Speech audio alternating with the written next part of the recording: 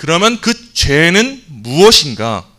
이 내용을 이제 소율이 문답 14문에서 보게 되는 겁니다. 오늘은 이 14문에 대해서 함께 살펴보도록 하겠습니다. 제가 읽고 여러분이 답하시겠습니다. 죄가 무엇인가?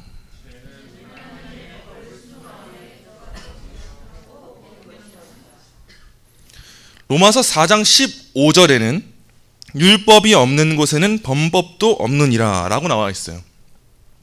이거에 비춰볼 때 죄라는 것, 이제 우리가 오늘 죄에 대해 살펴보겠지만, 죄라는 것은 하나님의 율법을 어기는 것이라는 것이 핵심입니다. 근데 이 수유리 문답에서는 우리에게 더 하나의 문장을 덧붙여서 말해줍니다. 우리는 이 율법이라고 하면은 단순하게 하나님의 뜻을 어기는 것, 지키지 않는 것, 그 정도로만 생각하는 그런 경향이 있기 때문에 오늘의 소율이 문답에서는 이 율법에 대해서 인간이 순종함에 부족한 것까지도 죄다라는 걸 보여주고 있어요. 우리가 생각하기에는 불순종하는 것만이 죄인데 소율이 문답은 오늘 거기서 하나 더 나아가서 순종함에 있어서 부족한 것까지 죄다라는 걸 보여주는 겁니다. 이제 하나씩 살펴보겠습니다. 모든 사람의 마음에는 자연법이라는 게 있습니다. 하나님이 우리에게 심어주신 법이에요. 하나님은 우리 인간한테 양심을 주셨어요. 하나님을 알만한 지식을 주셨습니다. 그게 우리 마음 안에 있는 하나님의 율법입니다.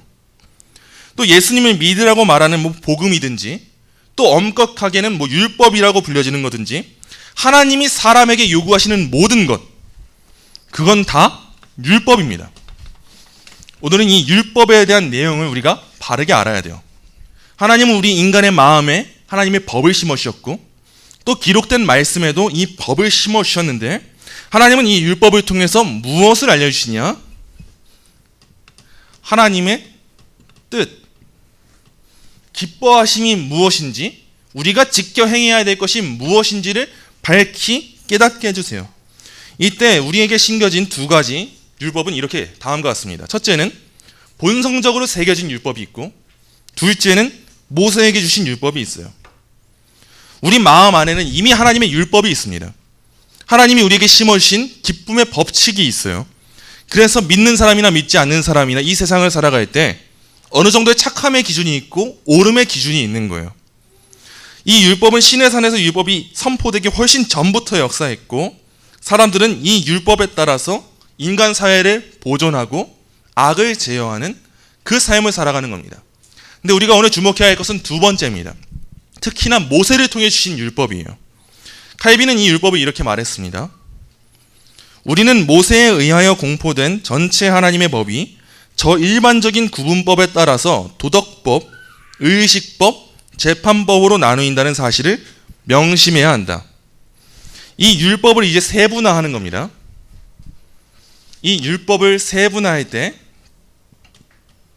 도덕법, 의식법, 그리고 재판법이라고 하는 것을 우리가 흔히 시민법이라고 합니다.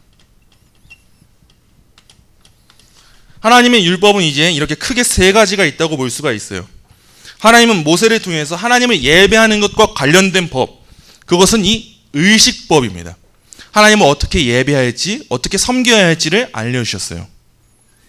그리고 하나님은 이스라엘이라는 이 나라를 어떻게 통치해야 하는지, 나라가 어떻게 다스려져야 하는지를 시민법을 허락하셨습니다. 그리고 보편적으로 누구나 본성적으로 담고 있는 법의 체계, 그것으로서 무엇을 허락하셨냐? 도덕법을 허락하셨습니다. 하나님의 사랑에 대한 규범으로서 의식법과 이 시민법과 도덕법이 있죠. 이제 살펴볼게요. 도덕법의 내용은 하나님 사랑, 이웃 사랑입니다. 이 도덕법의 총체가 바로 10계명이에요. 그 10계명은 하나님 사랑과 이웃 사랑에 대한 규칙을 담고 있어요. 그 규범을 담고 있어요. 그렇다면 의식법은 무엇입니까? 의식법은 하나님 사랑에 대한 규범이에요. 하나님을 어떻게 예배해야 하는지, 어떻게 경외해야 하는지를 담고 있는 게 의식법입니다. 그렇다면 시민법은 무엇입니까? 이웃 사랑에 대한 규칙입니다. 오늘날 이 율법이 모두 유효할까요? 그렇지 않습니다. 구약시대에 드려지던 예배의 행위를 우리가 그대로 적용하고 있습니까? 그렇지 않습니다. 구약시대에 적용하고 있던 시민법을 우리가 그대로 적용하고 있습니까? 형이 죽었을 때 그 뒤에 있는 차남이 형의 아내를 취해서 형의 자손을 낳게 되는 이런 법들 우리가 지키고 있습니까? 그렇지 않아요. 예수님께서 이 땅에 오사 모든 율법을 다 이루셨어요. 완성하셨어요. 근데 중요한 건 뭡니까? 예수님이 이 땅에 오신 것은 율법을 폐하려 하신 것이 아니라 완성하려고 하셨다는 거예요. 예수님께서는 이 모든 하나님 사랑과 이웃 사랑의 규칙들을 완성하셨습니다. 그러나 오늘날에도 여전히 우리에게 유효한 법칙이 있어요. 우리가 적용하고 우리의 삶의 규범으로 살아야 되는 법칙이 있는데 그게 무엇이냐 했을 때 그것은 이 도덕법입니다. 십계명이에요. 우리가 이것을 순종해서 의의를 이루는 건 아닙니다. 그런 법칙은 이제 사라졌어요. 우리가 이걸 지키지 못한다고 해서 그런 것들은 없어졌어요. 그러나 중요한 건 뭡니까? 여전히 하나님은 오늘날에도 우리들에게 우리의 성화를 위해서 하나님의 기뻐하시는 뜻이 무엇인지를 위해서 여전히 도덕법을 허락하셨다는 거예요. 그래서 우리가 예배 시간에 십계명을 읽고 무엇을 하는 겁니까? 참회 기도를 하는 거예요. 오늘날에 우리에게 주어진 율법은 그 기능을 하는 겁니다. 우리의 죄를 돌아보고 회개하게 하는 역할, 예수님께로 나아가게 하는 역할, 그것을 위해서 여전히 이 도덕법이 존재한다는 거죠. 그러나 이 율법을 어기는 것, 그것을 성경은 죄라고 하는데 그렇다면 이 죄라는 것을 엄밀하게 말할 때 우리는 어떤 법에 대한 죄라고 할 수가 있습니까? 도덕법에 대한 죄. 이 죄가 오늘날 우리들에게 여전히 남아있는 하나님의 법에 순종함에 부족한 것이나 어기는 것에 해당하는 그 죄예요. 여전히 우리가 지켜야 될 것은 이 법이 있는데 이 하나님의 율법에 어기는 것, 그것을 오늘의 소율이 문답에서는 죄라고 말하는 겁니다. 이 죄의 본질이 뭔지를 한번 더 살펴보도록 하겠습니다. 죄의 본질은 하나님의 율법에 미치지 못하는 겁니다. 하나님의 율법은 이제 우리의 삶의 규범이에요. 규범이라는 말은 기준이라는 말이고 규칙이라는 말입니다. 그러나 죄는 무엇인가? 그 규범에서 벗어나고 일그러지고 왜곡된 겁니다. 죄라는 용어는 헬라어로 하마르티아라고 합니다. 이 말의 뜻은 앞에 나와 있는 것처럼 관역을 빗나가는 거예요. 우리는 활을 쏘지 않는 자들이 아닙니다. 계속 쏘는데 빗나가는 겁니다. 그게 우리 죄인들의 모습이에요. 오늘날에도 우리는 여전히 활을 손에 잡고 활을 쏘고 있어요. 근데 중요한 게 뭐냐? 하나님의 관역, 하나님의 기뻐하신 뜻에 그것에 일치하는 관역을 맞출 수 있는 사람이 없다는 겁니다. 그것이 바로 기록된 바 의인은 없나니 하나도 없다는 말씀의 뜻입니다. 죄의 본질은 이겁니다. 하나님의 뜻에 있어서 우리가 부합하지 못한다는 거, 활은 쏘지만 관역 안에 들어가지 못한다는 거, 그게 죄인 거예요. 이 죄에 대해서 아주 잘 정리한 사람이 있어요. 19세기랑 20세기 초에 활동한 스코틀랜드 교회의 목회자인 알렉산더 화이트라는 사람이 있는데 아주 간단하게 죄에 대해서 잘 설명했습니다. 죄를 짓는다는 것은 두 가지다. 하나는 하지 않아야 할 것을 하는 것이고 다른 하나는 해야 할 것을 하지 않는 것이다. 이렇게 우리는 어떤 것을 행함으로써 죄를 지을 수도 있고 행하지 않음으로써 죄를 지을 수도 있다. 우리가 생각하는 죄, 그 일반적인 개념은 뭐예요? 지키지 않은 개념이잖아요. 근데 거기서 우린 더 나아가야 됩니다. 하나님이 우리에게 요구하시는 것이 있는데 그것을 행하지 않는 것도 죄라는 거예요. 하나님이 사랑하라고 하셨는데 우리가 미워한다고 죄가 아니라 사랑하지 않는 것도 죄인 거예요. 왜냐? 그 모든 것이 하나님의 관역에서 벗어난 일이기 때문입니다. 율법에 대한 죄는 세속사회의 법처럼 행실로 이어져야지만 죄가 되는 게 아닙니다. 사회에서의 법은 우리 마음 가운데 살인의 충동이 있어도 살인의 행위로 이어지지 않으면 죄라고 칭하진 않아요. 그러나 하나님 보시기에는 그게 아닙니다. 하나님은 우리의 몸과 마음과 행실 모두를 보세요. 우리의 마음 가운데, 우리의 중심 가운데 하나님의 뜻을 지키지 않고 악한 마음이 일어난다면, 또한 우리는 행실로서 하나님의 뜻에 순종하지 않고 더 나아가는 삶을 살아가지 않는다면 하나님은 그 모든 것이 하나님이 계시하신 율법에서 어긋나는 것으로 여기신다는 겁니다. 우리가 마땅히 이웃에 대해서 가져야 될 그 자세를 가지지 못한다면, 하나님의 뜻과 진리가 요구하는 일에 침묵하고 있다면 그것 또한 다 죄인 겁니다. 그래서 우리가 꼭 기억해야 될 것, 율법의 요구에 조금이라도 미치지 못한다면 그건 다 죄구나. 나는 정말 모든 것이 관역을 빗나가는 일밖에 할 수 없는 죄인이구나. 이 사실을 우리가 오늘 명확하게 알아야 됩니다. 우리가 짓는 이 죄들이 어떠한지 한번 살펴보겠습니다. 죄는 본질상 악한데, 첫째로 죄는 사람을 더럽힙니다. 죄는 단순한 결함일 뿐이 아니라 더러움이에요. 그래서 죄인된 인간은 스스로 거룩한 하나님을 거스르죠. 그래서 죄는 하나님의 형상을 손상시키고 우리 영혼의 투명함을 흐릿하게 만듭니다. 잠언 8장 36절입니다. 나를 잃는 자는 자기의 영혼을 행하는 자라, 나를 미워하는 자는 사망을 사랑하느니라. 하나님을 잃는 자는 자기의 영혼을 해하는 자예요. 우리가 죄를 짓고 죄인이 되었다는 것은 우리의 영혼이 더러워진다는 걸 의미합니다. 우리 사람을 더럽히는 거예요. 둘째로 죄는요, 성령을 근심케 합니다. 성경에 기록되어 있어요. 죄는 성령을 근심케 하는 겁니다. 왜냐하면 죄라는 것은 성령을 모욕하는 것이고, 성령 하나님께서는 이를 냉정하게 받아들이세요. 깊이 되새기세요. 셋째로 죄는 하나님께 대한 불복종의 행위죠. 죄인은 하나님의 율법을 짓밟고 하나님의 의지에 항거하면서 가능한 하나님의 모욕, 또 회방하는 일을 행합니다. 그게 죄인이에요. 아담이 처음에 선악과를 따먹는 그 행위가 무엇입니까? 절대자이신 하나님의 의지를 거스르고 모욕하고자 하는 거예요. 뱀이 하와를 꼬실 때 어떻게 꼬십니까? 하나님과 같이 될까봐 하나님 먹지 말라고 하신 거다. 근데 하와는 그걸 듣고도 그 일을 행하죠. 이 일이 뭡니까? 하나님과 같이 되고자 하는 모욕이고 회방인 거예요. 죄가 그런 겁니다. 그래서 죄의 히브리어 원어인 파샤는 반역이라는 뜻을 지닙니다. 죄는 반역입니다. 넷째로 죄는 불성실하고 몰인정한 행위입니다. 하나님은 죄인을 먹이시고 재앙을 멀리하시고 자비로서 기적을 보이세요. 여전히 우리를 보호하고 계세요. 죄인임에도 불구하고 그들과 만나세요. 아담과 하와가 타락했죠. 선악과를 먹었죠. 그럼에도 불구하고 하나님은 아담과 하와를 부르셨습니다. 아담과 하와를 당장 죽이셔도 이상하지 않으신 분이 에덴 동산에서 비록 그들을 추방하셨다 할지라도 여전히 그들을 살려두십니다. 그 은혜를 입고도 인간은 뭘 하는 겁니까? 죄를 짓는 거예요. 우리 또한 그런 겁니다. 우리는 수없이 많은 은혜를 입고 있음에도 죄를 짓는 겁니다. 그렇기 때문에 죄는 불성실하고 몰인정한 거예요. 다섯째로 죄는 질병과 같습니다. 오늘도 우리 중 누군가는 교만의 병을 가지고 있고, 누구는 정욕의 병을 가지고 있고, 누구는 시기심의 병을 가지고 있을 겁니다. 죄는 이렇게 의사의 피가 아니면 치료할 수 없는, 우리 스스로는 치료할 수 없는 그 질병과도 같습니다. 여섯째로 죄는 어리석은 짓입니다. 죄는 인간을 악하게 행동하게 할 뿐 우매하게 행하게 만듭니다. 죄가 무엇입니까?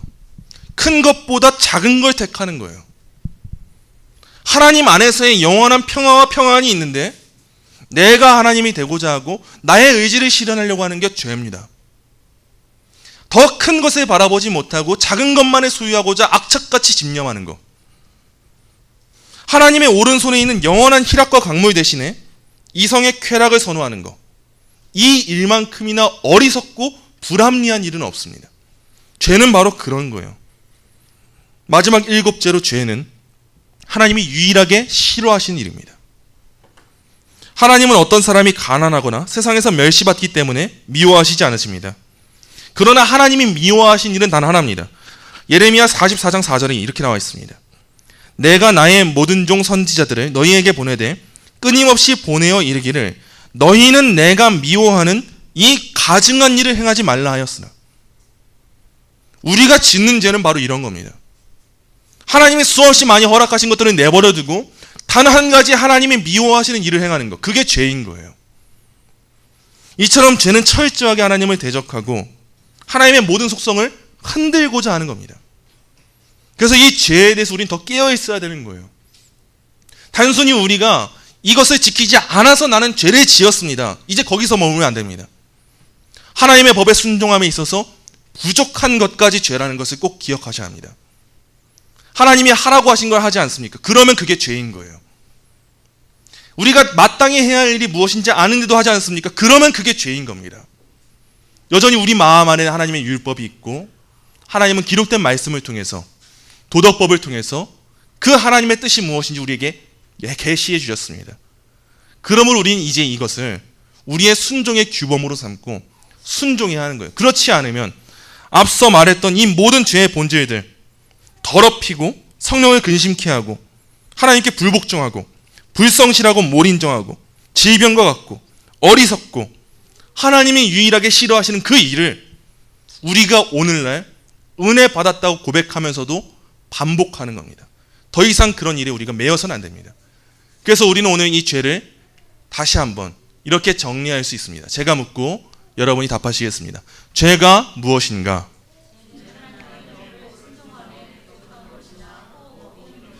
네, 부족한 것이나 혹 어기는 것. 이제 이 두 가지 개념을 꼭 기억하셔야 합니다. 죄가 뭐예요? 어기는 겁니다. 하나님의 뜻에 순종하지 않는 겁니다. 이제 거기서 머무는 게 아니라 부족한 것까지 죄라는 것. 이 사실 우리가 분명히 견지해야 합니다. 오늘도 다음과 같은 세 가지의 적용점을 꼭 기억하시기 원합니다. 첫째입니다. 하나님의 율법을 통해서 우리의 죄인됨을 보시기 원합니다. 하나님의 율법은 우리의 추악함을 보게 하는 거울과 같습니다.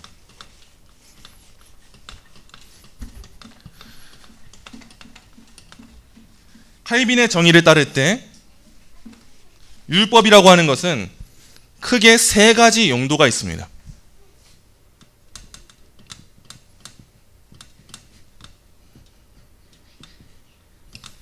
세 가지 용도 혹은 용법이라고 하는 게 있어요. 첫째로 율법은요, 우리에게 거울과 같은 역할을 합니다.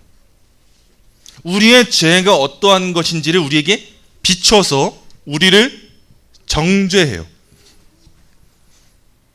우리가 십계명의 말씀을 읽고 예배 시간에 참회의 기도를 하는 것처럼 이 예수님의 계시하신, 하나님의 계시하신 도덕법은 내가 하나님 앞에 어기거나 혹은 온전히 순종하지 못한 것이 무엇인지를 깨닫게 하는 거울이에요. 둘째로 이 율법이라는 것은 하나님이 이 세상을 다스리실 때 죄를 억제하는 용도로 사용하십니다. 인간에게 심겨주신 본성으로 인해서 하나님의 다스리심으로 인해서 이 세상을 다스리실 때 흔히 이 시민법의 용도로 율법을 사용하세요. 우리가 기억해야 될 또 마지막은 규범입니다. 이는 성도에게만 적용됩니다. 율법을 통해서 나 자신이 죄인이라는 것을 깨달은 성도들은, 은혜로 인해 거듭나서 새로운 의지를 가지게 된 성도들은 성화의 그 길을 따라갈 때, 거룩해짐을 추구할 때 하나님의 율법을 보면서 그것을 나의 삶의 규범으로 삼습니다. 나 외에 다른 신을 섬기지 말라고 하신 이 말씀을 삶의 규범으로 삼는 거예요. 우상을 만들지 말라고 하셨고 하나님의 이름을 망령되게 부르지 말라고 하신 이 말씀들에 순종하는 그 규범으로 삼는 거예요. 근데 우리가 오늘 주목하고자 하는 바는 첫째 용도입니다. 거울의 용도예요. 하나님의 율법을 통해서 철저하게 우리의 죄인됨을 보셔야 합니다. 사도 바울은 로마서 7장 7절에서 이렇게 고백합니다. 내가 죄를 알지 못하였으니 곧 율법이 탐내지 말라 하지 아니하였더라면 내가 탐심을 알지 못하였으리라. 율법이 탐내지 말라고 했기 때문에 나의 탐심을 보게 되는 겁니다. 그래서 우리가 이 계시된 말씀을 가까이 해야 되는 거예요. 하나님의 말씀을 우리에게 가까이 하지 않으면 우리는 늘 묵상하지 못하고 잊고 살아갑니다. 내 곁에 어떤 우상들이 있었는지 까먹고 살아가요. 내가 어떠한 살인을 저질렀는지를 까먹고 살아갑니다. 내가 어떤 도적질을 했는지, 어떤 간음을 했는지, 어떤 거짓 증언을 했는지, 어떤 것을 탐냈는지 이걸 까먹고 살아가는 거예요. 근데 계명을 보면 어떻습니까? 우리 마음에 찔림이 있는 겁니다. 하나님이 사랑하시는 자에게 그 마음의 찔림을 허락하십니다. 그 상한 심령 가운데 깨닫게 하세요. 그러므로 우리 성도들은 우리 삶의 변화를 위해, 우리 삶의 규범을 위해, 우리의 회개를 위해, 우리의 성화를 위해 날마다 계명을 가까이 하고 이 계명을 통해 계명을 거울로 삼아 나의 삶을 돌아봐야 합니다. 이번 한 주간 더 10계명을 많이 묵상하시기 원합니다. 10계명이 요구하는 것이 있고 요구하시는 것이 있다면 그 많은 내용이 있어요. 단순하게 살인하지 말라는 내용이 나오면 나 이번 주 살인 안 했습니다. 여기서 그치시면 안 됩니다. 그 계명이 요구하는 것은 우리 마음으로도 살인하지 않을 것을 요구하고 더 나아가 이웃의 생명을 지켜주기 위해 행하는 그 일까지 요구하는 거예요. 이번 한 주간 10계명을 읽으실 때, 보시고 묵상하실 때 단순히 나 이거 안 했습니다에 그치지 마시고 내가 이 율법에 순종함에 있어서 어떤 것이 부족했는가에 돌아보시고 회개하시기 원합니다. 둘째입니다. 죄가 아닌 무슨 일이든 하십시오. 우린 죄를 미워해야 합니다. 가장 미미한 죄여도 그 속에는 우리에게 닥칠 수 있는 가장 큰 육체적인 재난보다 더 큰 재앙이 들어있습니다. 산족제비 또 혹은 많은 족제비 종류들, 뭐 은족제비 이런 족제비들은요 더러움을 택하는 것보다 죽는 걸 택합니다. 그래서 이 족제비를 사냥할 때 어떻게 사냥하는지 아십니까? 족제비의 집이 있으면 이 사냥꾼들이 이 족제비의 습성을 잘 알아서 그 집 앞에다가 더러운 오물을 놓는다고 합니다. 근데 이 족제비들은 자신의 그 살가죽이, 그 털이 얼마나 고귀하고 아름다운지를 알기 때문에 그걸 더럽히기 싫어하는 거예요. 그 집에 들어가면 목숨을 건지는데 들어가질 않습니다. 그 더러움을 택하느니 죽는 걸 택하는 거예요. 우리들이 그러야 합니다. 죄가 어떠한 것인지를 이제 알았다면 그 죄를 택하느니 죽는 걸 택해야 되는 거예요. 어떤 고통을 감수해야 한들, 고난을 감수해야 한들 우린 그걸 택해야 합니다. 그래서 어거스틴은 이렇게 말했습니다.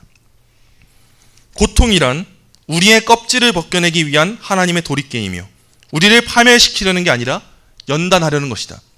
우리가 믿음으로 그 고통을 감수한다면 그것은 우리의 파멸로 인도하지 않고 우리를 오히려 연단하는 과정이 될 겁니다. 마치 욥이 그러했던 것처럼 우리가 믿음으로 그 시간들을 이겨내고 나서는 이제 우리는 고백할 거예요. 이전에는 내가 하나님을 귀로만 듣고 알았는데 이제 내가 진짜 하나님을 배웠고 진짜 하나님을 알게 됐습니다. 나의 길은 오직 하나님만 아십니다. 나를 하나님께서는 정금같이 만드십니다. 이 찬양의 고백을 하게 될 겁니다. 그러므로 죄와 죽음을 택해야 한다면 이 족제비도 하물며 그 더러움을 피하는데 우리라고 피하지 못할 법이 있겠습니까? 우리가 은혜가 무엇인지를 안다면, 진짜 알고 죄를 증오한다면 우리는 이제 그 은혜를 선택해야 합니다. 그러므로 한 주간 살아가실 때 죄가 아닌 무슨 일이든 하시는 여러분이 되시길 간절히 소망합니다. 마지막 셋째입니다. 사죄의 은총을 위해서 예수 그리스도께로 피하십시오. 수없이 많은 물을 갖다 부어도 우리의 죄는 씻을 수 없습니다. 그 어떤 것을 가져와도 하나님의 뜻에 대한 온전한 순종은 우리가 이길 수 없습니다. 아무리 뛰어난 세속현자라 할지라도, 우리가 성인으로 불리우는 그런 사람들이라 할지라도 우리 대신 중보의 사역을 이룰 자는 단 한 사람도 없고 그조차도 완전한 순종을 이룰 수가 없습니다. 그러나 하나님께서 우리의 죄를 아담 안에서 우리를 보시지 않으시고 예수 그리스도 안에서 우리를 보셔서 그 죄를 사해 주신다면 이보다 큰 은혜가 어디에 있습니까? 그러므로 이번 주도 피하십시오. 예수 그리스도께 피하셔서 그 우리의 도피성 되신 예수 그리스도 안에 거해서 누릴 수 있는 평안을 누리십시오. 그 안에서의 위로를 누리고 확신을 누리셔야 합니다. 그 안에 들어가지 않으면 우리는 이 많은 흉악한 죄 가운데 이 죄의 형벌을 면치 못할 것입니다. 그러면 우리의 죄가 얼마나 악한지를 보시고 그 악함으로 말미암아 우리에게 주어진 은혜가 얼마나 값진 것인지, 그 은혜 없이 우리가 살아갈 수 없다는 것을 깊이 묵상하시며 이번 한 주간도 예수 그리스도께로 피할 수 있는 저와 여러분이 되시기를 간절히 소망합니다. 이 시간 함께 기도하기 원합니다. 이 시간 기도하실 때에 하나님의 율법을 통해 우리의 죄인됨을 깨닫고 죄인된 우리에게 베풀어 주신 크신 은혜를 깨달아 죄가 아닌 무슨 일이든 행하기 위해 힘쓰는 우리가 되길 기도하기 원합니다. 때로는 하나님의 뜻대로 살아가기 때문에 겪는 고통이 있다 할지라도 어거스틴의 말과 같이 고통이란 우리의 껍질을 벗겨내기 위한 하나님의 도리깨임을 기억하고 우리의 파멸시키려는 게 아니라 연단하려는 것임을 기억하면서 삶의 규범으로서의 하나님의 말씀에 순종하는 우리가 되길 시간 함께 기도하겠습니다. 기도합니다.